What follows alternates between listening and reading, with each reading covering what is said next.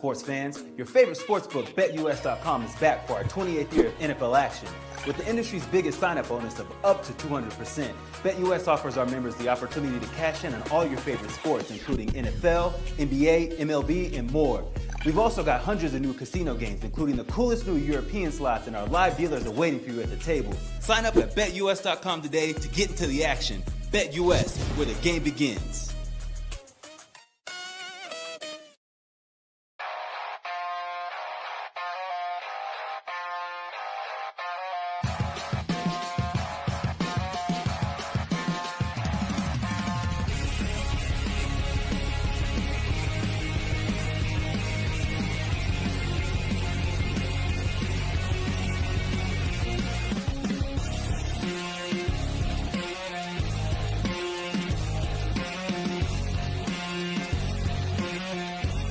And now, broadcasting live from Las Vegas, the Snake Sports Talk Show with Jake Silva starts now.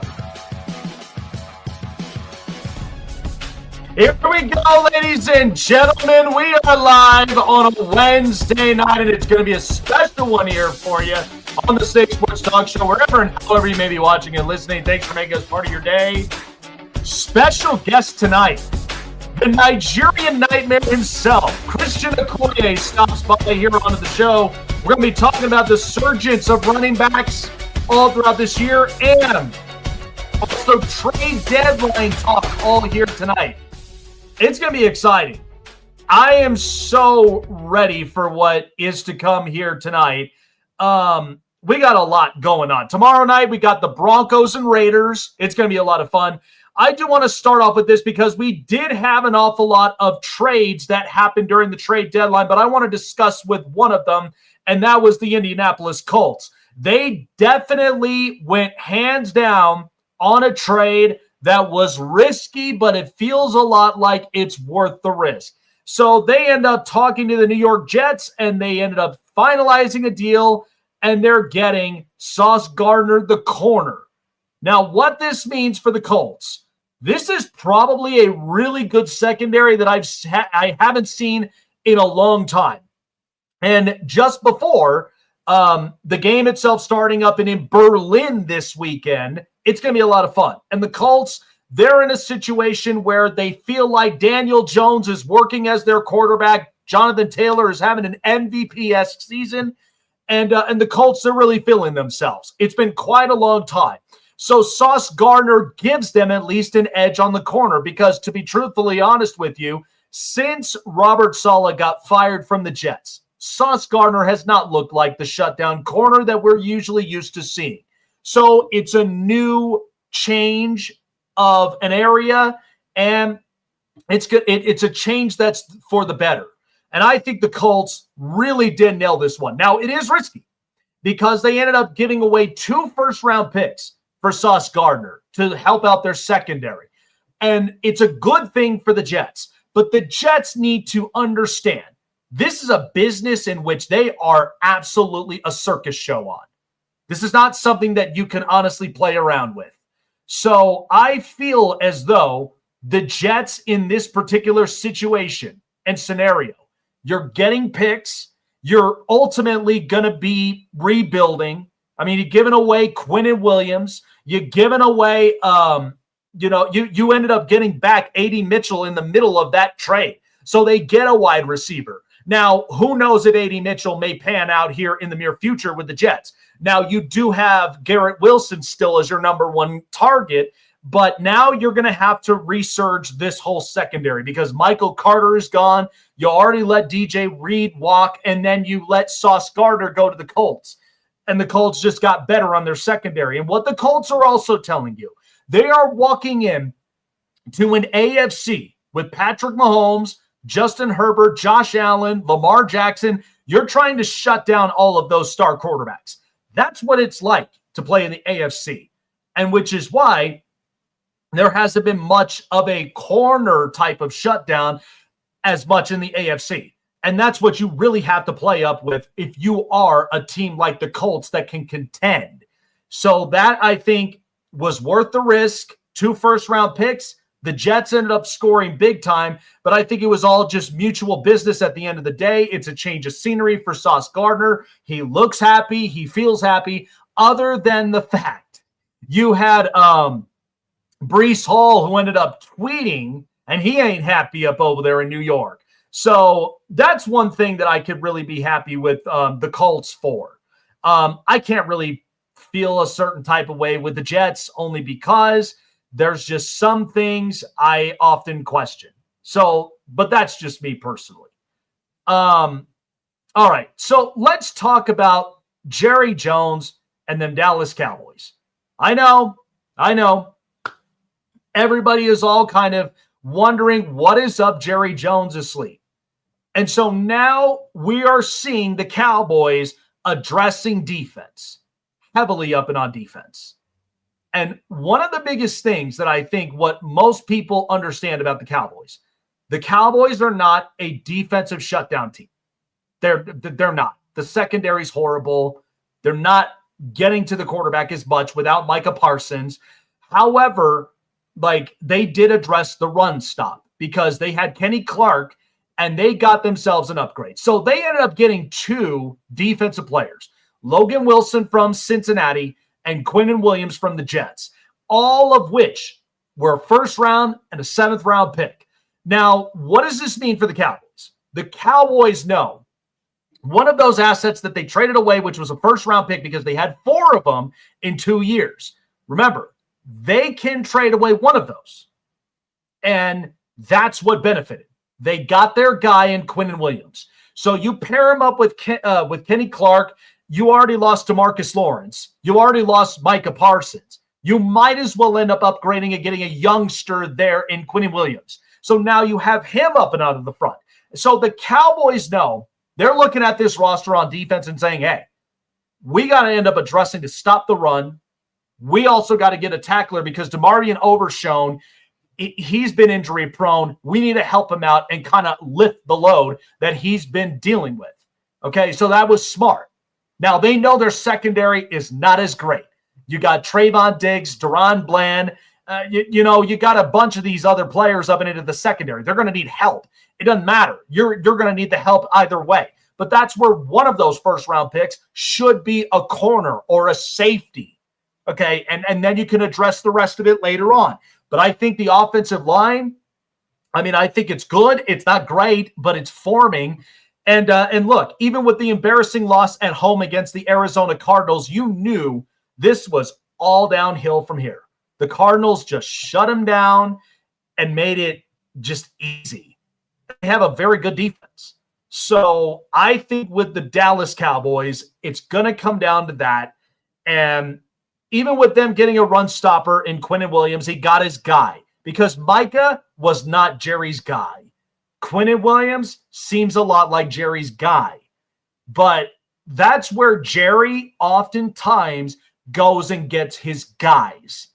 Whether they're just good soldiers or whether these are just going to be players down the stretch where they'll be pain in the butts. But you got to end up getting those players. You got to figure out how to be a shutdown defense. And that's what the Cowboys, that's initially with what they're telling you. I don't think the Cowboys, truthfully, would compete this year. I've been saying that from the start. I don't even think that that's relatively in the question or even in the conversation. But I think, to me personally, it seems like it's going to be interesting in Dallas. And whether the offseason gives them a little bit, that may be the case. But we know that Jerry Jones can often work within the draft. He's done it multiple times. And the Cowboys, remember, there's a certain word in sports that these high market organizations, the Cowboys, the Lakers, the Dodgers, the Yankees, all these high marketed teams, they do not like the word rebuild. They like more of retool, reboot, refuel. That's it. You tell a team like that, rebuild, they're losing their mind. It felt a lot like, the stock market just crashed and they're like, we're going to have to rebuild. You don't tell these wolves on Wall Street, we're going to rebuild and think everything's going to be fine. That's usually not what happens. Okay. That's never in their vocabulary. So I think with the Dallas Cowboys, they're rejuicing, they're refueling, and them going and getting Logan Wilson, a tackling linebacker, because they need to get somebody to get after whoever has the football in their hands. And then you got Quinnen Williams, who's got to stop the run. So I think it's a good collective pair. I really do. I think the collective pair really works out here in Dallas. And again, whether you think Jerry Jones is nuts or whether you think Jerry Jones is smart or whatever, this is the kind of business that a lot of these ownerships with high-quality brands will often do. And so that's where I'm at. That's where I'm at right now with Dallas. I don't think they are necessarily looking like a competitive team, but the future looks bright in Dallas. It looks different.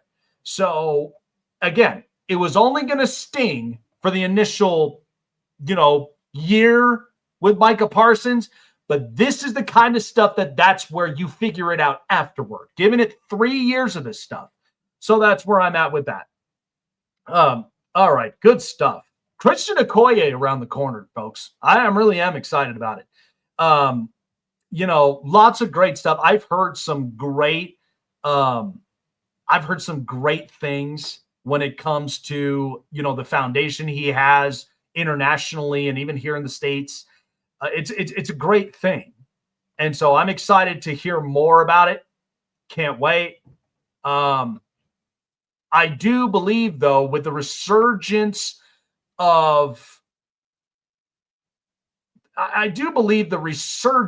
in running backs is, in fact, really interesting.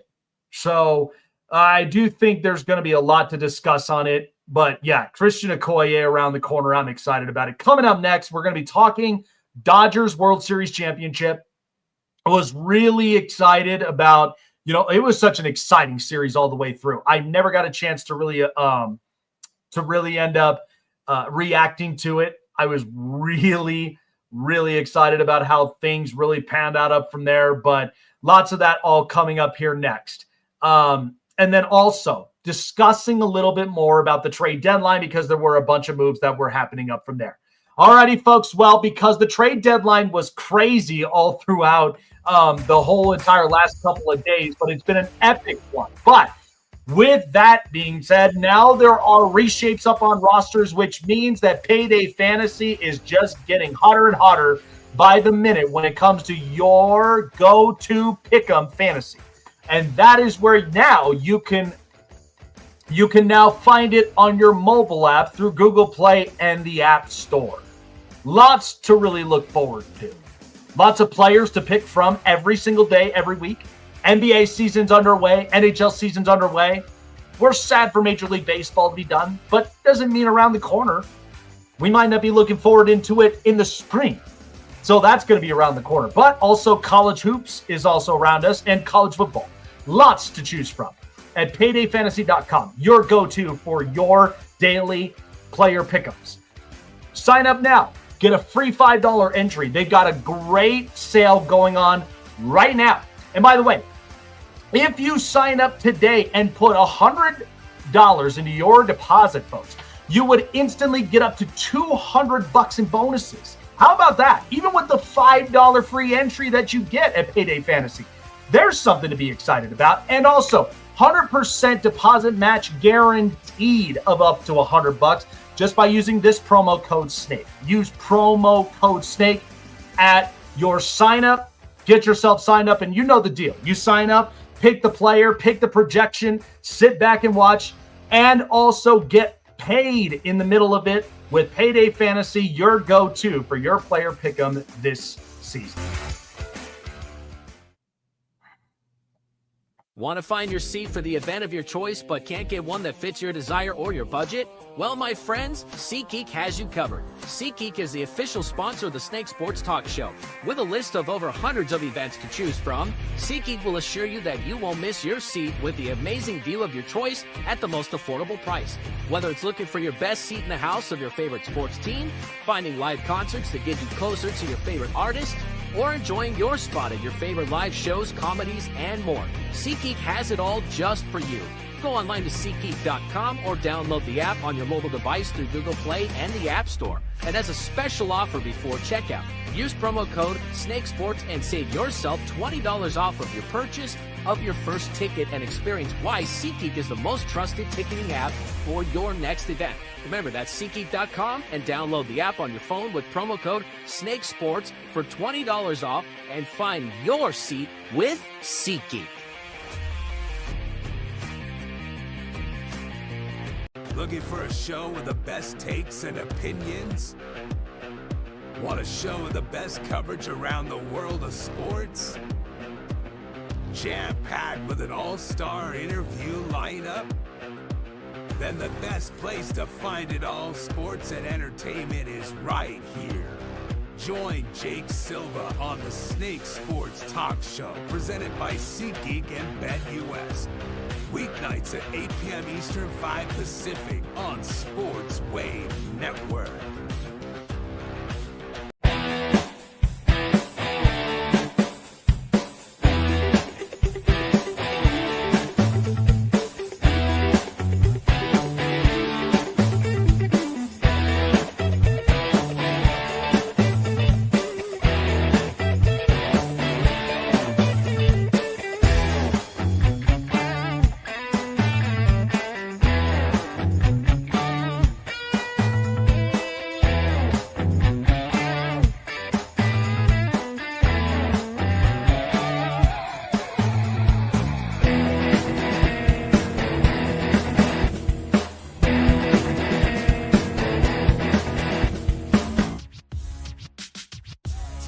Christian Okoye ain't around the corner. Yeah, I honestly thought what was interesting about the trade deadline for most reasons, and there was just so many change-ups that had been happening all through, teams that are looking for needs. And it wasn't like there were an awful lot of big-time moves, but we'll get into more of that here in a moment. I wanted to take a moment and to congratulate the World Series champion Los Angeles Dodgers. They're back-to-back World Series champions now. And lots of people, they're firing away, thinking the Dodgers, the baseball's rigged and all the rest of it. Listen, I got news for all of you. Okay, the Dodgers didn't get lucky with this. Okay, if you go back to when the postseason started, okay, this was initially where teams were supposed to. They were supposed to end up taking advantage of their bullpen, which has been shot. And I was really, it just really boggled my mind up from there. And it was crazy. So I just am like, the Dodgers really put me up in an awe. And I was like, wow. Wasn't sure how all of this just came around. And here's the other thing. The Blue Jays put on a great series. Okay. That was how it was. They put on a great series all through it. And one of the big things that I thought, which was incredible, is I just think the Dodgers from top to bottom, and it wasn't even about Shohei. It wasn't even about Clayton Kershaw. It was more about the guys in which they stepped up in the biggest moments, in the brightest moments. And those were guys like Max Muncy. By the way, you had Miguel Rojas, who hadn't even earned an all-star nod. It was those things. And what I thought, which was interesting, and it just told you exactly what changes have been made. And the Dodgers, they focused a lot on their starting pitching. That was their Achilles heel. So Yoshi Yamamoto, the Blake Snell and Tyler Glasnow, they focused on all of them, and including Shohei Ohtani. And they still managed to make it a 7-game series. Because you're looking at the Blue Jays, who led the league in hits all season. And we all often thought that from the time on, okay, we thought that the Dodgers would have been exposed with their bullpen, and that was that. Because the Blue Jays, they did exactly that to a lot of these other teams. And that was the end of it. But the Dodgers, they overcame a ton of adversity. It's not like it was just luck. It wasn't that it was just like, it basically, was a lightning out of a bottle. Wasn't that kind of type. So I thought it was interesting. Now you've got the Dodgers back-to-back championships, and people are asking, is this a dynasty? I would think that it kind of feels like it, but the Dodgers, when they ended up paying for Shohei Ohtani, you knew what they were going to get into. They spend the money, and here's the other thing too, is a lot of these players, when you think about it, okay, a lot of these players from top to bottom on this whole roster, these were not guys that teams really were paying attention to. And that was the biggest brunt of it. And that's what really got teams thinking, crap, we should have gotten Miguel Rojas. We should have gotten Max Muncy. We should have gotten Teoscar Hernandez. And that's the stuff that often changes everything. And I wonder how exactly all of that just works.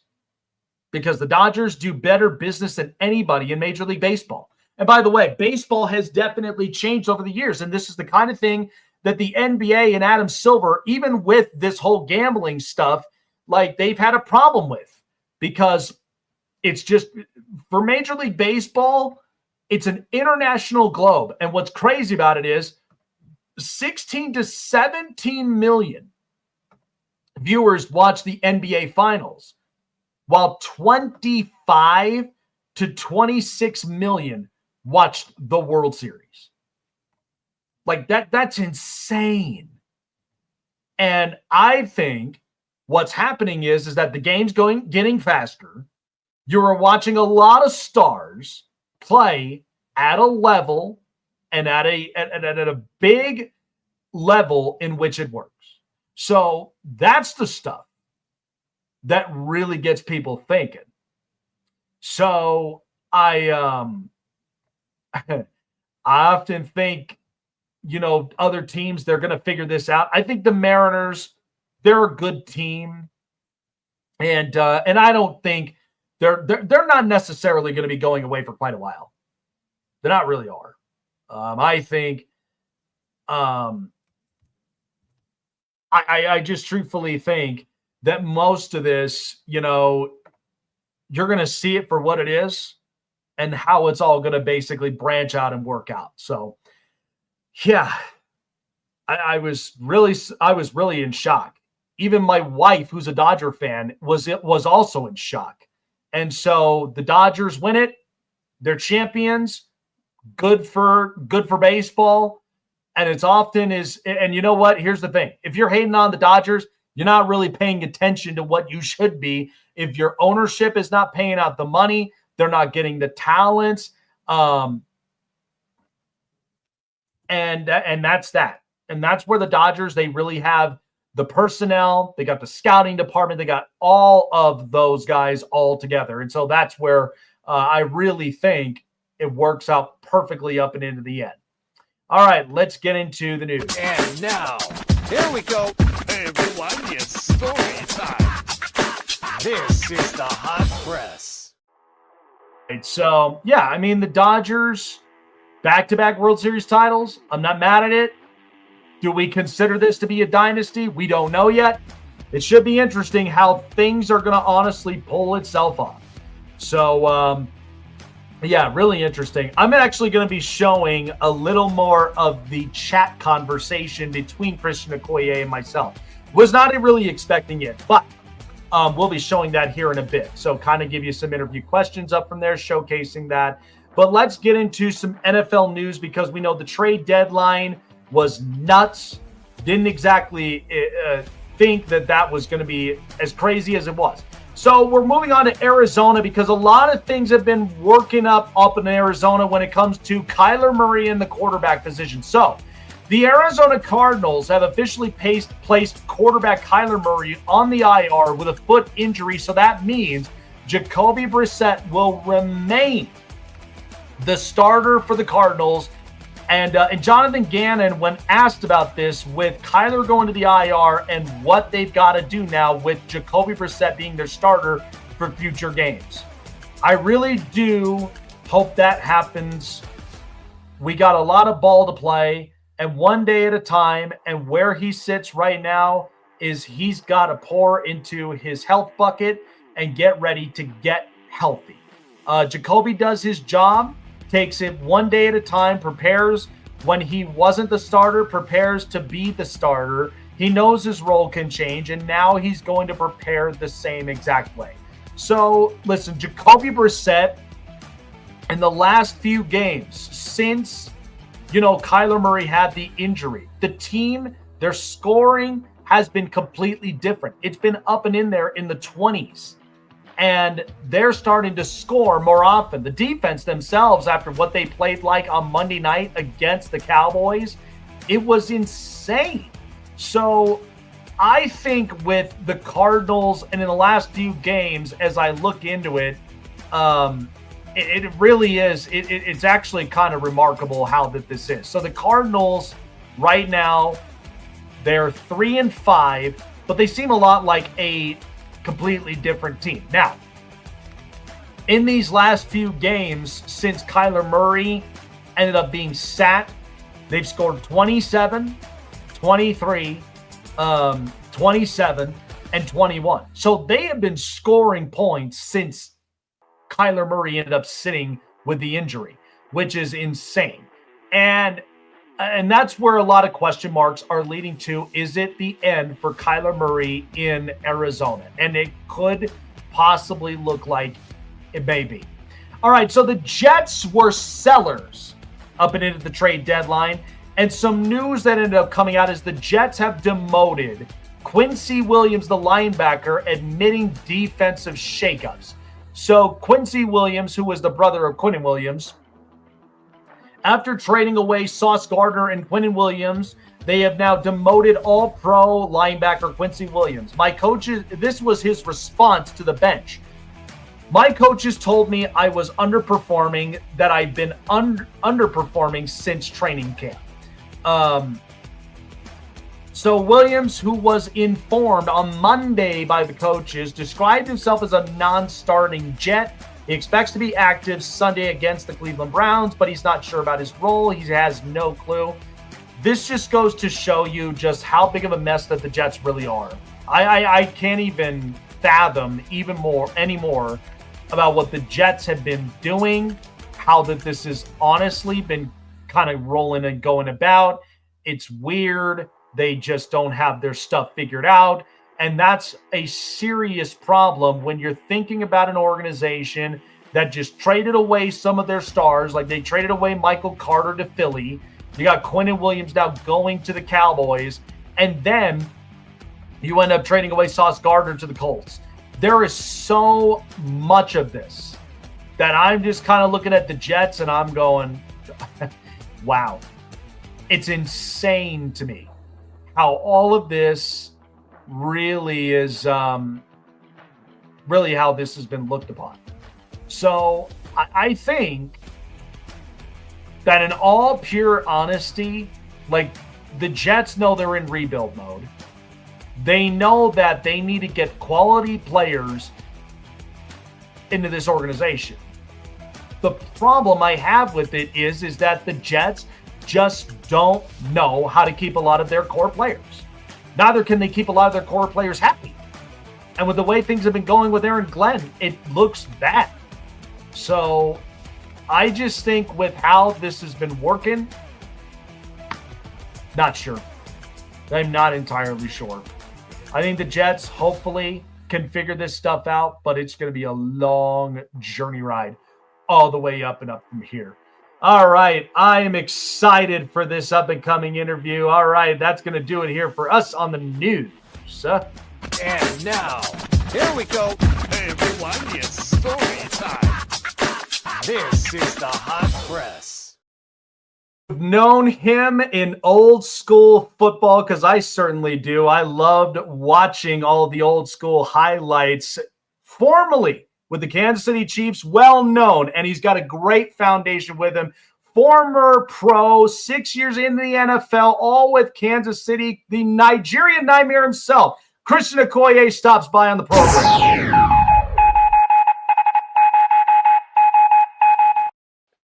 I got to tell you, though, Christian, just as a quick thing before we get into these questions is, I'm watching the resurgence of running backs. A few years ago, people were kind of questioning a lot about what do we do about the running back position? These guys got to get paid. They deserve their own. Well, now I'm starting to see Saquon and Derrick Henry and now Jonathan Taylor, who's putting up an MVP caliber season. And you've played this position. To me, it serves a very vast importance for an offense. What do you make of this resurgence with running backs? I think it's a beauty to watch, in my opinion. I love it. The running back position needs to be featured in games today. And it was kind of sad when many teams did away with running game. But now, as like you said, it's coming back, and you can tell when you run the ball, you have a chance to win. So many teams are finding that out, and they're coming back to it. So I love it. So obviously your story is very unique amongst a lot of other pros that have played in this game. And, coming from Nigeria and, playing from internationally and coming into the NFL, and you brought a humongous force, into this league. What inspired your journey from Nigeria to the NFL, and how did that transition shape you as a person? Well, actually, originally I came to the US to train and participate in 1984 Olympics. But that never happened because Nigeria just left me out, didn't take me to the Olympics. So my friends have been talking to me about trying football. And so I decided when I couldn't go to the Olympics that I'm going to try football. And this was my junior year in college. That's when I started playing. And I played 3 years, went to the Senior Bowl, and the Chiefs picked me up. Wow. Yeah. And you know what? Thanks to Kansas City for giving you the opportunity and then leaving your mark up from there, which leads me to my question is, because you've played many years with this organization, and I will say this, Kansas City has really revamped themselves as just an organization and just the city itself, because it's a proud organization. They've been waiting for their moment, and then in comes Andy Reid, Patrick Mahomes, Super Bowls later. So playing in this organization, what was your most memorable moment during your tenure with the Chiefs? Because, I've watched so much highlights of you, and I'm like, man, this guy's an absolute brute force. Well, I tell you what, if you play in Kansas City, you will remember the fans over there. Mm-hmm. The Chiefs kingdom is just alive, and they're the best fans in the world. When you come to Arrowhead Stadium, you will enjoy yourselves. They'll offer you food and beer, drinks. They will welcome you. They are not nasty. They are nice to everybody, and they are loud during the game. They support their Chiefs. I tell you, since Patrick Mahomes came, everything came back. And I go to every home game, and I enjoy it. I love it. I love Kansas City. Great food, great fans, and I tell you, I'm the best owner. Mm-hmm. I had a former Chief who was on the program a while back, Sean Smith, the deep lineman. He says exactly the similar things. And I'm a traveler myself, and I love coming to new places. I've never been, but I love the barbecuing, love the atmosphere and the culture. So I look forward to it. Yeah. So I've watched, growing up as a kid, I watched a lot of fullbacks. You can name them all. I've watched yourself. I've watched Lorenzo Neal. I've watched many other fullbacks that have come in, made their impact. How do you feel fullbacks are honestly valued in today's game compared to when you play? Because I mostly see the resurgence of running backs. But then I look at, the Chargers, they got a Swiss Army knife of a fullback who's playing D-line and all this stuff. How do you feel? Like, what has changed? Well, I think the realization that running back it can be your defense. I mean, you know how they say defenses win championship. If you run the ball, you're gonna win.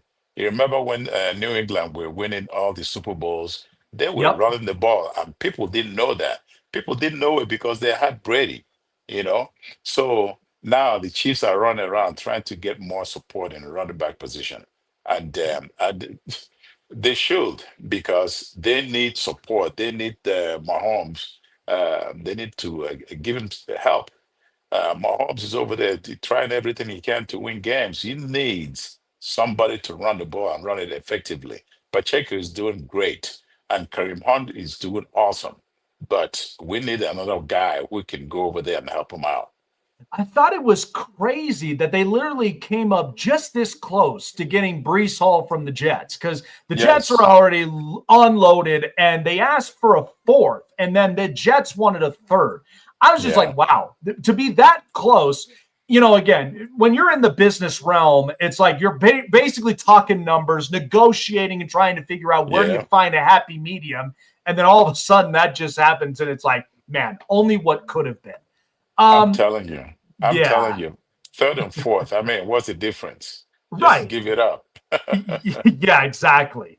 Um, so I gotta say, the NFL being as global as it is, we're watching games in London, mostly Munich in Germany, Brazil. We started the year with the Chiefs and Chargers. I thought it was fun. And we're starting to get more and more global here, Christian.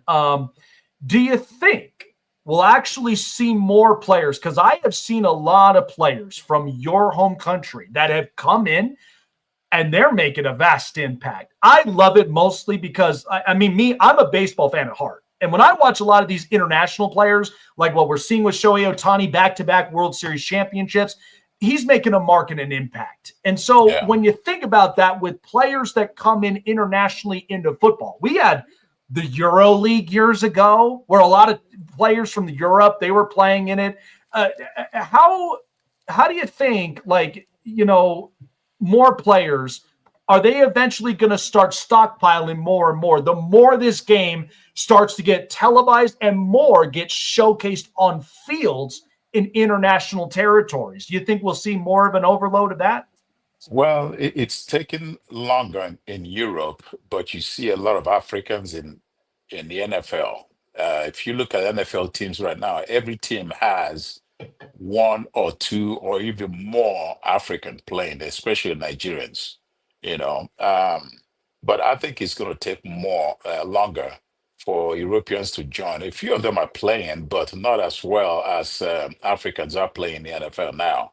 Um, I've been a long time ago, about 20 years ago, I tried to get NFL to go and play preseason game preseason game in Nigeria because a lot of Nigerians were playing in the NFL and more are playing today. But they didn't think there's any money in that. But very soon there's going to be a game in Africa, I think. Whether it produces more money, but we have more fans in Africa than Europe as far as NFL football is concerned. So I'm hoping they do that. It's interesting because I always look forward to the World Cup every year. And I'm just kind of looking, when Nigeria is playing and all the African countries they're representing, they're playing in the World Cup. And I'm like, Yeah.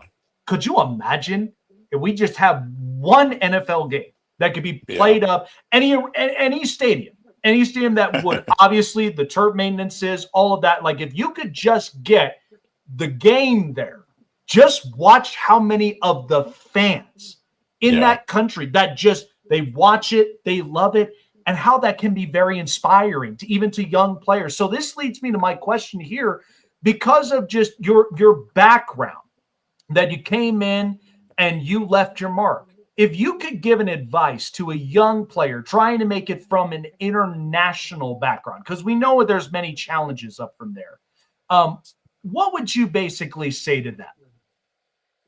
I would say hard work is everything, and to make as many contacts as you can. I have a lot of Nigerians contacting me via social media, telling me they can play football. But it's very easy to say that you can play football if you're not prepared. You have to be able to practice and kind of interact with the other guys who are playing football and get in it. If you're not used to it, it will be extremely hard. I got lucky. When I got into football, it was extremely difficult for me. I decided to work extremely hard so I can make it. And a lot of people gave me support for it. But I was here in America. So if you're outside of America, it will be a little tougher. You got to be here to do it. Yeah. And at the same time, you're putting in the work, you're making the most of it in this journey. That's Yeah. what's really impactful. And I got to say, Christian, I appreciate you for coming by and just look, I've interviewed many former pros and I've listened to many stories, but yours is a one of a kind that I was just like, the minute we connected and just got it here, I was just so thrilled. So you obviously have worked so hard with your charitable work at the Christian Okoye Foundation. Tell us more about that on the mission, and for our audiences, how we can help to contribute to the foundation and where we need to go to then support and give back, because I'm all about that and love stories like this. Well, first of all, the website, if you go to okoyefoundation.org or christianokoye.com, you can contribute there and you can learn about the Christian Okoye Foundation. But we've been going on since 1990 and we do a lot of work. We started out in California and Kansas City. We spread out to Hawaii and Nevada and even Arizona. But now we're concentrating in Kansas City and Nigeria. I dove into that because somebody helped me out of Nigeria. Somebody saw me and saw something in me and gave me support. So I'm trying to pay it forward, trying to help those kids who are very hungry to make it. Teaching them about education, of course, not only sports, because if you have sports and no education, you're never going to, jump forward in life. So education is extremely important. So I try to do that for them. And of course, in Kansas City in December, we take a bunch of kids shopping for Christmas because there are many kids in the system that don't even have Christmas. So this year we're going to take over 300 kids shopping, and I invite a lot of players to come in and lead them around. So stay busy helping kids and doing the things that we're supposed to do.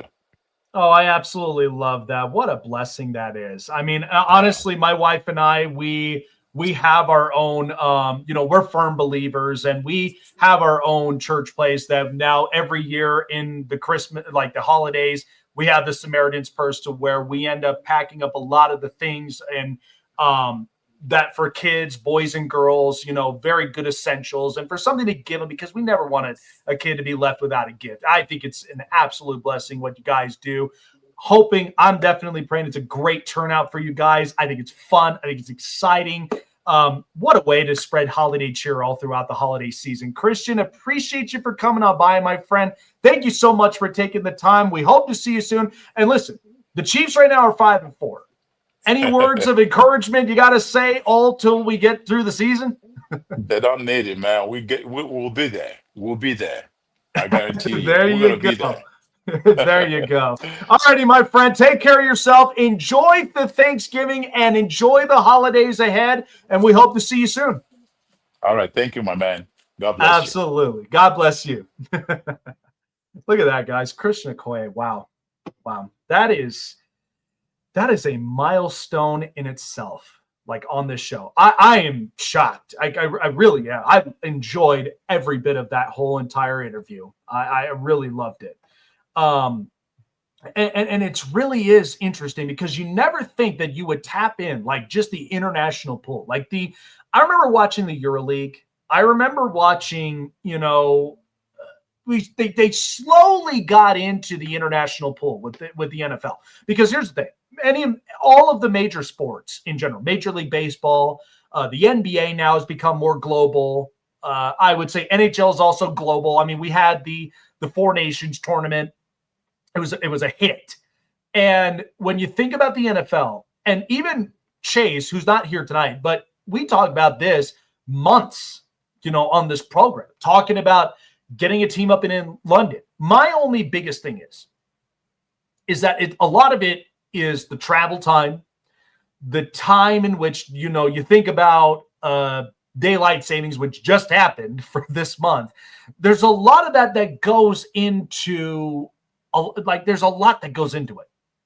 And I just think it's just, I think it's honestly just such a blessing for kids like this, and even for young men, to having the opportunity, working hard, leaving your mark, and then finding a way to start your journey up from there. I think it's incredible, and I love this. I love foundations that give back to the community, and at the same time, they help with the next generation ahead. My wife and I were firm believers, and we are big on helping. We are also big on supporting, and we're also big on just being that brother and sister type mentality where you put your arms around them.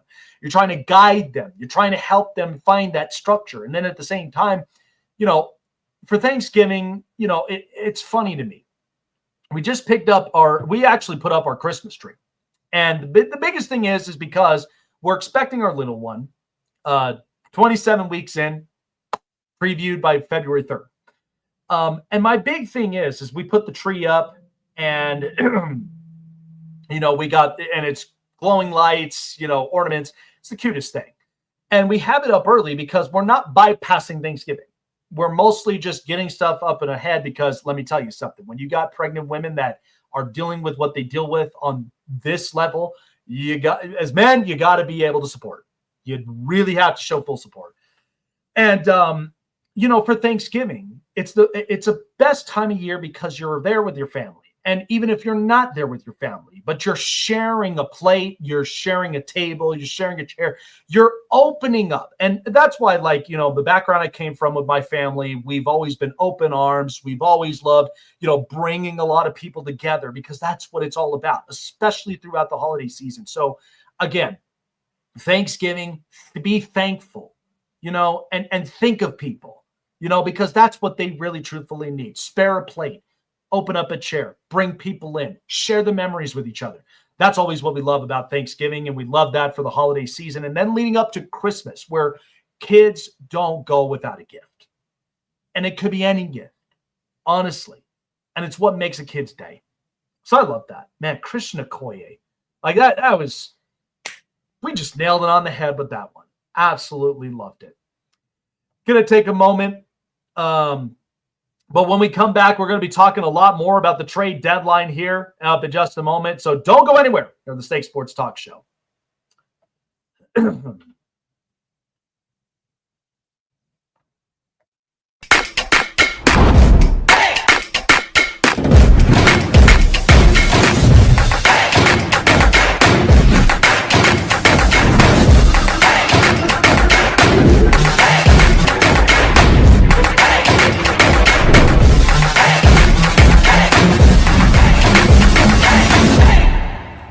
Looking for a show with the best takes and opinions?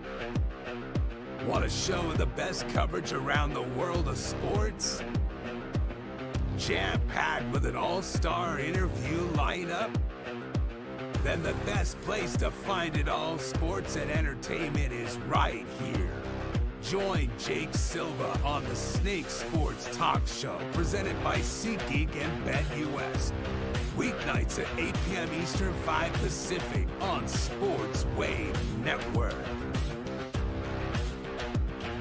Want to find your seat for the event of your choice but can't get one that fits your desire or your budget? Well, my friends, SeatGeek has you covered. SeatGeek is the official sponsor of the Snake Sports Talk Show. With a list of over hundreds of events to choose from, SeatGeek will assure you that you won't miss your seat with the amazing view of your choice at the most affordable price. Whether it's looking for your best seat in the house of your favorite sports team, finding live concerts that get you closer to your favorite artist, or enjoying your spot at your favorite live shows, comedies, and more, SeatGeek has it all just for you. Go online to SeatGeek.com or download the app on your mobile device through Google Play and the App Store. And as a special offer before checkout, use promo code SNAKESPORTS and save yourself $20 off of your purchase of your first ticket and experience why SeatGeek is the most trusted ticketing app for your next event. Remember, that's SeatGeek.com and download the app on your phone with promo code SNAKESPORTS for $20 off and find your seat with SeatGeek.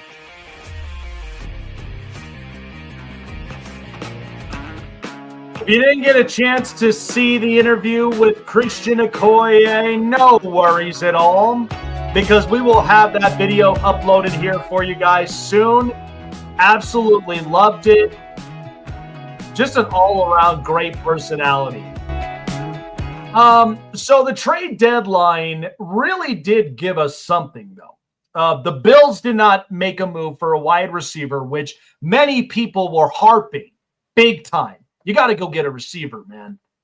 And they didn't make a move. The Chiefs, as we talked about, they needed to get a running back. Right now, like, they're injury decimated, and there's not a whole lot going for them. You're trying to support Patrick Mahomes. They're 5-4, and again, they overcome a lot of adversities themselves. They didn't get it. They were that close. It was a fourth rounder away from getting Breece Hall. And the Jets just do certain businesses a certain way. I'm not big on it, but again, I think if those moves had been made, that would have been crazy. So to kind of recap and seeing a lot of these trades. So everybody up on social media, and especially for a lot of the big social media pages, they have already ranked up a lot of these trades. So let's go ahead and recap, and just to kind of get people's understandings on some of these trades. So to understand it a little bit more, the Sauce Gardner one was a big time risky move for the Colts, and the Colts knew what they were getting into. So, I think one of the biggest things is that you look at how the shaping of the NFL is right now, and how a lot of these teams, how they're basically going to be looking at for quite some time. So looking at these moves that were made all throughout the season, and that's not even just the trade deadline themselves. So, again, I think Chris Olave, I think honestly, New Orleans kind of didn't really do much of a service. I mean, they got rid of their big play receiver in Rashid Shaheed, who I think Seattle is really getting themselves a very good playmaker. So looking at these impactful trades all throughout the season. So again, Sauce Gardner was a big time risk. This is probably the best time I have ever seen the Colts secondary look like this. It's been a long time. I watched them with Antoine Bethea. I watched them with Bob Sanders. It really is an interesting secondary. Now, you look at how much they gave up for it. Now, that is hefty. However, it's worth it because you saw how Jonathan Taylor is playing this year. They feel like Daniel Jones is the quarterback that doesn't want to get them in the similar position that hasn't worked for them since Andrew Luck retired. They don't want to be into that position. So that's where the Colts made that move. Quinnen Williams to Dallas, along with Logan Wilson from Cincinnati. These are impactful moves because you get a big-time run stopper. You get a tackling linebacker who kind of pulls off a lot of that weight off of DeMarvion Overshown, gives him time to heal up, recover, and that's where you get someone like Logan Wilson. And he's a heck of a tackler. I like it. Joe Flacco, of course, when he goes from the Browns to the Bengals, the Bengals, again, defensively, Shamar Stewart's been on a slow start on defense, and Trey Hendrickson didn't get traded. So that means, and again, I think Cincinnati, like I've been saying this before and I'll say it again, if you didn't do a service to Trey Hendrickson and at least get picks, good luck. Now you missed out on that. You missed out on the opportunities of getting picks. Now, Joe Flacco, they're hoping that it gives them a fighting chance before Joe Burrow comes back, but I don't even know if it's going to be really enough. I mean, Joe Flacco's basically playing up into a level where you got all these receivers and all the rest of that. So I'm not sure exactly how that's going to work out. Tremont Jones, I mean, they got the Baltimore Ravens got rid of Odafe Owe. That the minute he stepped foot with the Chargers, in 4 games he's played, he's already got 4 sacks. And now they go and get Tremont Jones. And I think this is a very good upgrade. They get a pass rusher. They get somebody that's up and in there that can be impactful for that long run. Then Kyle Duggar to Pittsburgh. To me, Pittsburgh, they pay the most up on defense. And it's not really like, they're thinking about offense as much. So Kyle Duggar, he's filling in a position in which the secondary's banged up. So he's pretty much filling it up for that. Jacoby Myers to the Jacksonville Jaguars. This is an interesting move because Jacoby Myers, I think he's got 1 year left because he's playing on this year, and I think he has 1 year left up on his contract deal. Now, they get another receiver because Travis Hunter, is hurt. They still have BTJ. That whole trade nonsense was ridiculous. It's a different look at what Liam Cohen is trying to put together. Now, do I think Jacoby Myers is more of a 1? Not necessarily on a lot of teams. He's more of a 2. But he's creative, can get open. He's got good hands. And unlike BTJ, who's a big play receiver, you can really extend a little bit more of plays for Jacoby Myers. Jair Alexander, Jalen Phillips, and Michael Carter for Philadelphia. Philadelphia is just loading up with defense. Okay, that's just what they do. They're physical. They're trying to get a linebacker that can get after the quarterback and be a Mike linebacker, put him up a little bit more on the edge. So they are able to get somebody like Jalen Phillips. Now, remember, he was injury prone multiple times in Miami. And I thought Miami would have gotten rid of Bradley Chubb. That wasn't the case. So that didn't end up working out in itself. And then with Jair Alexander, it helps with their corner spot. That was what was initially their problem. Because the minute that Quinyon Mitchell and, you watch Adoree Jackson and Jacorian Bennett, it ain't working out for them. They were struggling up at corner too. So they get Jair Alexander and Michael Carter. They got some corners up from there. So I think Howie Roseman, again, he's getting away with a lot of these deals.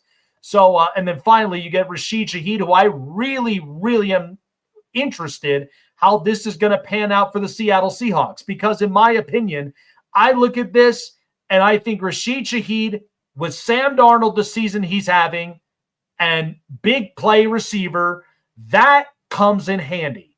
You may not think it does, but it comes in handy. And so Rashid Shaheed going to Seattle is going to be impactful. I wished I would have had my top 10 done faster, but you'll have to see it at least, come tomorrow.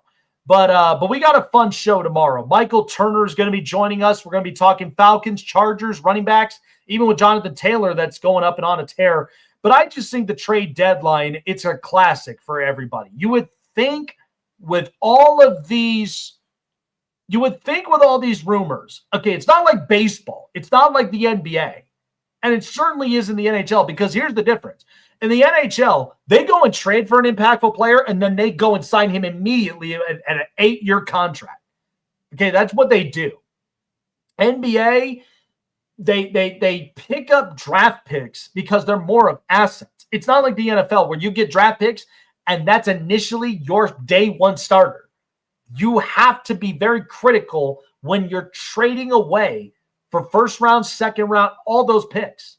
Because complimentary ones will be that's a man's best friend. Complimentary picks are usually always good for teams. Major League Baseball, you already know you're drafting a player. You're not seeing him at least until like 4 years down the road when he goes through the minors. I mean, that's just what it is. But again, you go and trade draft picks, you trade players, and you go and get an impactful player. Now, most of those you would often see in the free agent market during the winter meetings. And sometimes you would often see that in the trade deadline where you might get a big namer. And this year it wasn't a whole lot of them, but they were impactful players. So anything can happen. The NFL is just different that way. You go and trade for players. You're not just trading for just positions of needs. You're thinking about their futures, because depending on it, whether you go into the draft and you got a position you're thinking about the future for, is this player honestly going to be the future? The Colts did this because once they got Sauce Gardner, they feel like Daniel Jones is the quarterback. Jonathan Taylor's having a hell of a year. And we got the guys. And they got rid of A.D. Mitchell. You know, if you didn't fumble the ball before crossing the line, you wouldn't have been a trade. You wouldn't have been a trade piece. But unfortunately, that happened. And that can happen for players. But they got a corner. They're hoping he will be there for the future. And that's the way it works. And then you look at, a bunch of other teams, like even the Cowboys. Cowboys ended up getting so many picks and assets from Micah Parsons. And then they go and trade one of the four for Quinnen Williams. I mean, they get a run stopper for the future. Who knows how Logan Wilson will end up looking like? Maybe he might be down for, an extension or so. But initially, they need to fix their secondary. That's what this whole conversation is all about. They're hoping that the Cowboys defense will be much better suited than this. and that's the way that I really describe this. So, yeah, interesting. But that's the NFL. And by the way, even for some of these other smaller trades, like Trevor Penning to the Chargers needed offensive line help. You're dealing with Kansas City, Denver, and the Raiders twice a year. You're dealing with Kansas City winning this division almost about every year. Denver and Sean Payton, they ended up getting better. They didn't even make a move. And so you're taking advantage of an opportunity that's right there up and in front of you. And they only got their former first-round pick for a six-round pick. Isn't that crazy? So they kind of look at it as no sweat on our backs. That's what New Orleans was thinking about with Trevor Penning. Now, again, Penning may have had some issues up from there, but a change of scenery and different style coaching, different style breakdowns, maybe that ends up giving him a fighting chance on the outside tackles. And so who knows? Because with both Joe Alt and Rashawn Slater out for the season, not a good sign for the Chargers. But that's why they had to go and get someone like Trevor Penning. And let's see what happens up from there. But, yeah, I think it's interesting. I still don't understand Quincy Williams being benched. I mean, even with terrible play, you're dealing with a coach who's a coordinator. And that's why Aaron Glenn, these things are just, they're falling apart. I don't think they're honestly going to keep Aaron Glenn, truthfully. I think you ride out the rest of the season. You've already traded away so many of these assets, and you're going into potentially under the off season next year. Who knows how many teams are going to end up inquiring about that? So that's my whole big argument from there. All righty, folks, what a show we had tonight. Christian Okoye stopped on by. Absolutely love the interview from there. Check out his foundation, ChristianOkoye.com. and the OkoyeFoundation.org as well for your way to contribute and give back into the foundation. December 6th, by the way, in Kansas City, wherever you may be, players are going to be all gathered up, bringing 300 kids in, and we're going to go Christmas shopping. So if you're in the Kansas City area, kids, whomever may be watching the show, definitely check it out. It's a fun time. Fun time indeed. You get to see a lot of the great Kansas City Chiefs players, get a chance to shop around, talk ball, and then enjoy the gift as well, guys, as it's the seasons of giving for this month and also in the month of December as well as we approach up on Christmas time. With all of us here on the Snake Sports Talk Show, have a great night, and we'll see you guys tomorrow night on the next edition of the Snake Sports Talk Show. Michael Turner stops by. You don't want to end up missing that, guys. Take care, and we'll see you guys tomorrow.